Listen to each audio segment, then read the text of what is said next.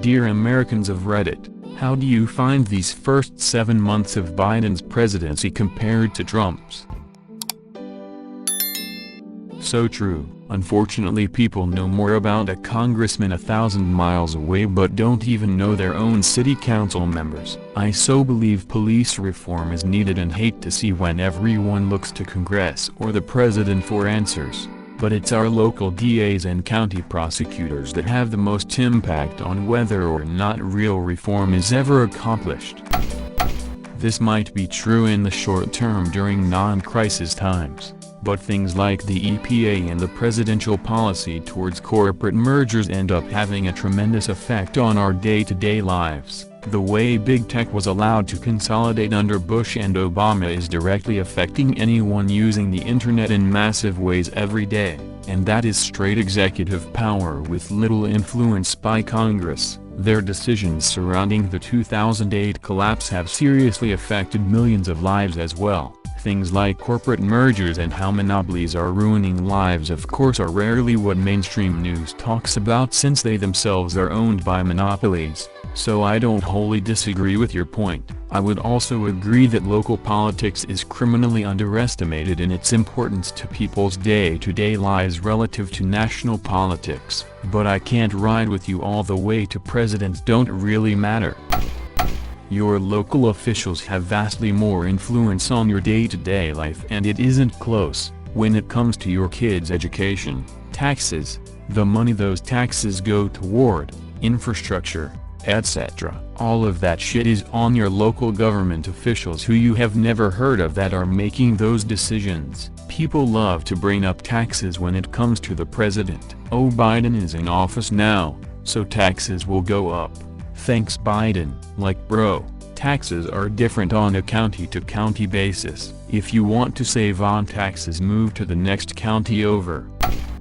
The media landscape in our country puts so much emphasis on who is president, and constantly manufacture controversy over trivial non-issues related to the president and national politics, when in all honesty the president doesn't have that much influence over the average American's life. And most people could care less about the president. We are only divided because controversy is profitable. I love the one-issue voter crowd who are obsessed with gas prices. If they are going to make things up, could they at least care about important things like infrastructure, pandemic, medical, education? Ignore gas prices. Apparently the president controls all the gas prices, and that is the only thing to look at. Edited to make it clearer about their strange priorities, as if gas is the most important thing, not that any of these are squarely or remotely decided by a sitting president. Other than people talking about politics less, I don't really notice any difference in my day-to-day life. Lol. I finally know what it's like to be brigaded by Trumpers. 20 different comments all within a 15-minute span that all say the exact same thing. Gas prices and groceries? No, gas prices have only gone up about $1/gallon where I live and my work gives me $6.50/mo plus $0.19/me for vehicle expenditure. The market is up 19% YTD, which drastically outpaces the admittedly high 6% inflation. None of that stuff has changed my day-to-day life at all. This is a great point and something that needs to be repeated regularly. Remember when Trump and CO intentionally sabotaged the ability of the US government to operate and transition seamlessly during a pandemic and the longest war in our nation's history? George W. Bush was the worst president of my lifetime for non-Americans. Donald J. Trump was the worst for Americans. Me too. Even though it's good we're out, I am really glad I didn't lose anything or anyone over there. It would be as much harder for those who did. It's hard right now for those that did lose something or someone over there right now. I might sound heartless saying this, but if it feels like it was all for nothing now, it was always for nothing. It's just very apparent right now, and it's good that we left finally so no one else has to lose something for nothing. This is the most important point about the argument. A lot of the time when stuff like this happens, people debate how it should have been done. Nobody knows, because all these other factors are at play, and this seems like the inevitable outcome. There's no point in arguing about inevitable outcomes. The problem is that Afghanistan was never going to work. We've spent the last 20 years arming and training their military, and they just rolled over the second we left. The options we had were to either stay even longer, prolonging the inevitable, leave and what happened happens, or just fully take it over, which I doubt anyone wants. Everything about the situation in Afghanistan is a shit show, and no president could have ever made it better. I think pulling out of Afghanistan turned out to be a shit show. I agree, and as much as I hate making excuses for any elected official, I don't think we can have the Afghanistan withdrawal conversation fairly without having locked out the transition team for almost the entire time between Election Day and Inauguration Day conversation. The level of nuance it takes to end a 20-year military occupation has to be perfect, and would definitely be a top item to cover in a presidential transfer of power in any normal, non-bizarro reality. Biden had to really rush the transition in the minimal time he had, and then had to jump right onto the pandemic, which also couldn't get the clean handoff it needed because the exiting administration was more concerned with being combative and trying to push completely fabricated conspiracy theories in a desperate attempt to nullify a fair and free election. I want to put Trump behind us as much as anyone, but unfortunately so many of the problems we are dealing with have a very clear line back to him. I have heard the theory that Biden plans to be a one-term president. I think that makes sense. He's making difficult political decisions. Afghanistan, that any president would get a lot of flack for and would significantly damage many politicians' careers. However, if you plan on being one and done, it doesn't matter if people hate you at the end because you're not going to go for re-election. I think pulling out of Afghanistan turned out to be a shit show. However, I think it would have turned out poorly no matter who was president. Sometimes there are just no good options, and while I think he could have handled it better, it would only have been marginally, so I do have to commend him for finally doing what needed to be done. I have much higher approval for his domestic policies, COVID, free preschool, infrastructure, etc. Some criticize him for not being progressive enough, but there's so much damage control he needs to do just to get us back to pre-Trump status quo that I'm not that concerned about it. Yeah, exactly. Whether it be him talking about nuking hurricanes, changing weather maps, holding up Goyobins in the White House, or whatever dumb shit he was doing to disgrace the country. Most of us agree that Biden isn't perfect. We didn't expect him to be. Most of us didn't vote for him in the primary, I'd imagine, but we would have taken a leather shoe of the exhausting shit with Trump. We were the laughingstock of the world. One thing that was hilarious though is the Four Seasons mix-up. Can't make that shit up. Well, us poor people in Europe were constantly consoled that he couldn't push it all by himself. There were high-end military babysitters to prevent a nuclear war. It was an extremely interesting time for us. The word butt-clenching comes to mind, and that was before COVID. But, then again, I'm not an American, so my opinion doesn't count. I work in space weather. One of the big instruments in the field, HAARP, which studies ionospheric conditions with regards to radio signals, has to regularly put out a FAQ on its homepage saying it cannot control the weather, mind control, or create chemtrails, because apparently enough crazy people saw a big antenna array with DoD funding and concluded it was some kind of Illuminati doomsday device. It does not remotely surprise me to see that NOAA would have similar issues with idiots and nuking hurricanes. During each hurricane season, someone always asks, why don't we destroy tropical cyclones by nuking them, or can we use nuclear weapons to destroy a hurricane? There always appear suggestions that one should simply nuke hurricanes to destroy the storms. Apart from the fact that this might not even alter the storm, This approach neglects the problem that the released radioactive fallout would fairly quickly move with the trade winds to affect land areas and cause devastating environmental problems.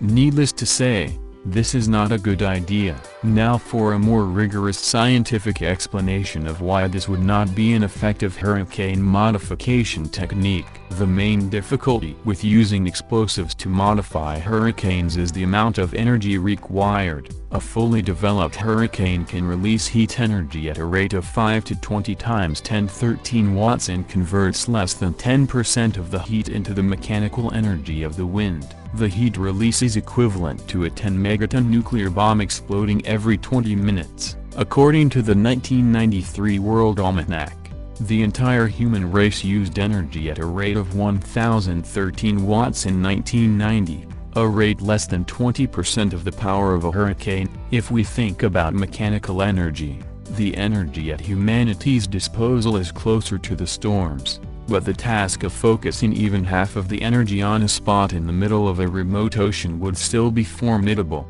Brute force interference with hurricanes doesn't seem promising. In addition, an explosive, even a nuclear explosive, produces a shock wave, or pulse of high pressure, that propagates away from the site of the explosion somewhat faster than the speed of sound. Such an event doesn't raise the barometric pressure after the shock has passed because barometric pressure in the atmosphere reflects the weight of the air above the ground. For normal atmospheric pressure, there are about 10 metric tons, 1,000 kilograms per ton, of air bearing down on each square meter of surface. In the strongest hurricanes there are 9. To change a Category 5 hurricane into a Category 2 hurricane, you would have to add about a half-ton of air for each square meter inside the eye, or a total of a bit more than 500 billion, 500 million, tons for a 20 kilometers radius eye. It's difficult to envision a practical way of moving that much air around, attacking weak tropical waves or depressions before they have a chance to grow into hurricanes isn't promising either. About 80 of these disturbances form every year in the Atlantic Basin, but only about 5 become hurricanes in a typical year. There is no way to tell in advance which ones will develop. If the energy released in a tropical disturbance were only 10% of that released in a hurricane, it's still a lot of power, so that the hurricane police would need to dim the whole world's lights many times a year. From the NOAA's National Hurricane Center FAQ section. Honestly, I don't think it's that bad to have constant reports on a president's position on things, just not when every time a report emerges the immediate thought is, oh God, what happened this time? I don't even live in the US and there was a sense of the fuck did he do? Say this time every single time.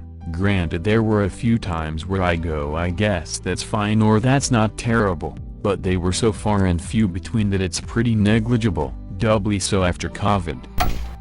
Exactly. I always loved Cornel West for criticizing Obama. He always said something like, for black people who are poorer under this administration than the Bush administration, for Latino people who are deported more under this administration than the last, nothing has changed. Why should they rejoice in having a progressive president? Obviously same issues were compounded under Trump. And this is why so many people say it doesn't matter who wins. For many millions of people it makes zero difference in their day-to-day lives. Over time it certainly adds up. Tax policies change. Some things are made legal, illegal, more damage or a lot more damage is done to the environment, but daily life feels the same. Neither party offers any real hope of making things better. It's just like Trump's presidency. I go to work, I pay bills, I live in poverty, I have no friends, I have nothing. This is probably going to be how the next presidency goes as well. The only thing that changes is what I hear people complaining about. Edit. I was literally half asleep whenever I was typing this out, but thank you for the gold and the upvotes. This is a pretty big one for me actually lol. My parents used to be pretty neglectful and it's nice to have something to fall back on. It provides a security I didn't have before, as I don't come from a low-income family and couldn't get free lunches before. They don't ask for your name or anything. They just give you food, and it's wonderful. Patton Oswalt had a really good bit about that, saying it's like watching a homeless man take a shit on the sidewalk. Then you turn around to tell a joke about it to a group of people. But while you tell the joke, the whole group looks over your shoulder and watches the guy turn his shit into a sombrero. I'm paraphrasing. 30 years ago, Republicans could count on the evangelical vote unconditionally, so that meant they could safely ignore them when making policy. Something's shifted though, and it now seems the crazy Trumpers and the evangelicals are running things in the Republican Party, even though they ostensibly shouldn't agree on anything. Exactly, they claim to be, but all they do is spout we'll reduce your taxes, then reduce corporate taxes, and maybe reduce upper middle class taxes by a tiny amount. Then people cheer as if they won, when in reality, their lives haven't changed at all, while the rich profit once more. Essentially, all first-past-the-post voting systems will devolve into a two-party system. Nobody votes for the person they really want, but instead vote against the person they dislike the most. This doesn't mean that other candidates, parties can't run for office. It's just running independent/3RD party will always end in a loss given how big the main two are. CGP Grey has a great series explaining voting systems and their flaws. https://youtube.com/playlist list equals bunch of by 4 mempkinarxzob 7fq2vf9c. One thing that worries me, as much as the two-party system needs to die in a fire, is that any change would require an amendment. I don't really trust our politicians to not do something dishonest or self-serving with that kind of opportunity. I don't know how we're going to fix this country without opening the floodgates for something even worse, kinda between a rock and a hard place, you know? Germany, like New Zealand, has a mixed-member proportional system. The important bit is the proportional system. Parties end up with the amount of seats you'd expect from their popular vote. Hence both countries invariably have coalition governments, can pass budgets, and the center parties are reasonably close to each other, but a range of parties are both in the legislature and often in coalition. The reason is our voting methodology. Essentially, if you vote for a third party, your vote is meaningless because it always comes down to the two most popular choices. First past the post almost inevitably results in a two-party system. Ranked choice would be my preference. Would have loved to vote for someone I wanted, then Biden, I guess, if my preferred candidate doesn't get the votes needed.